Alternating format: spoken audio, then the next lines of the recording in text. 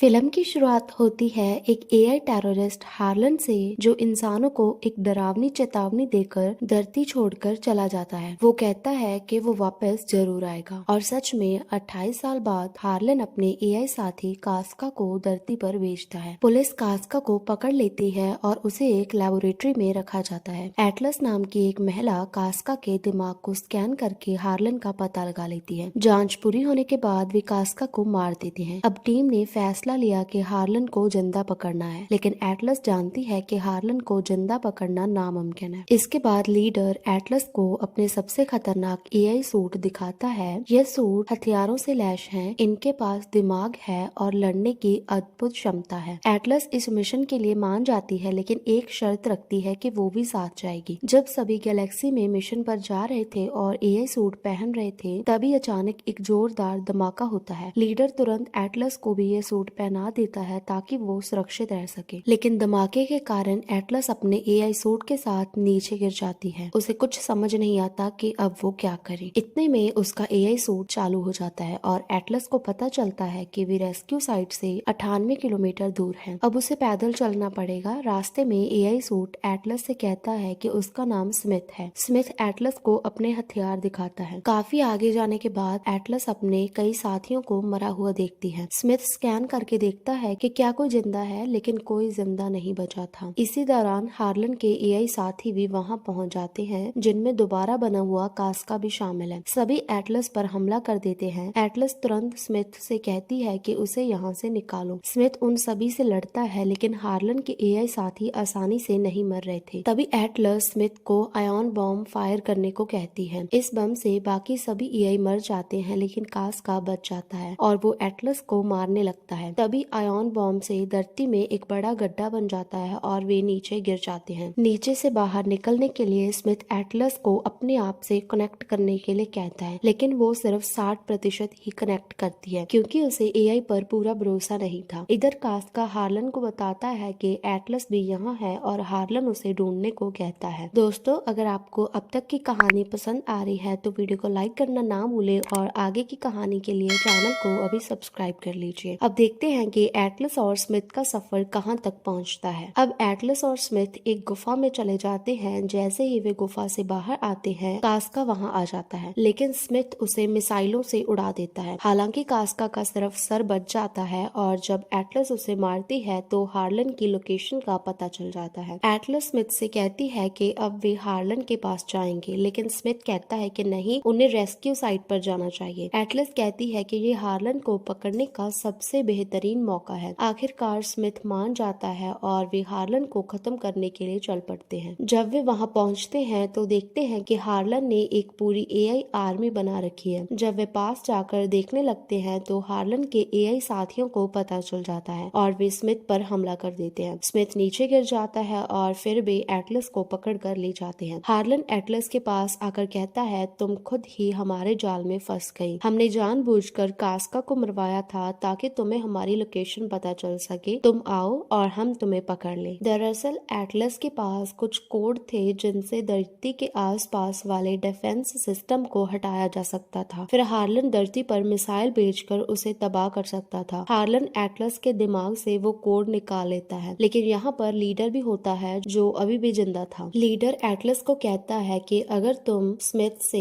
100% connect कर लो तो वो उन्हें बचाने आ सकता है, लेकिन एटलस एक राज छुपाने के लिए ऐसा नहीं करना चाहती थी और वो राज था कि हार्लन को एटलस की माँ ने बनाया था, लेकिन गलती से एटलस ने अपने आप को हार्लन के साथ कनेक्ट कर लिया था। इसी वजह से उसकी माँ को हार्लन ने मार दिया और वो हमेशा के लिए आजाद हो गया। जब एटलस यह सब कुछ स्मिथ को बताती है तो वे दोनों 100% कनेक्ट हो जाते हैं। स्मिथ उन्हें बचाने के लिए वहाँ आ जाता है, लेकिन हार्लन ने स्मिथ के सभी हथियार निकाल लिए थे, इसीलिए उन्हें वहीं के हथियार इस्तेमाल करने पड़ते हैं। इसके बाद हार्लन के एआई साथी आ जाते हैं और उनके बीच जोरदार लड़ाई होती है। स्मिथ और एटलस सभी को मार देते हैं, लेकिन हार्लन बहुत ताकतवर है और वो नहीं मरता। इसी दौरान हार्लन एक रॉकेट लॉन्च कर देता है जिससे धरती को तबाह किया जा सके, लेकिन स्मिथ एक मिसाइल से उस रॉकेट को तोड़ देता है। अब हार्लन स्मिथ का सिस्टम तोड़ने की कोशिश करता है और कहता है वो एटलस के इस्तेमाल से एक और रॉकेट दोबारा बनाएगा। हार्लन स्मिथ को बुरी तरह नष्ट करने लगता है, पर हार्लन को कुछ नहीं हो रहा था। वो स्मिथ को बुरी तरह डिस्ट्रॉय कर देता है। स्मिथ एटलस से कहता है कि तुम चली जाओ, लेकिन एटलस कहती है कि वे दोनों साथ जाएंगे। स्मिथ कहता है कि नहीं, सिर्फ एक ही जा सकता है। एटलस को बचाने के लिए स्मिथ अपने आप से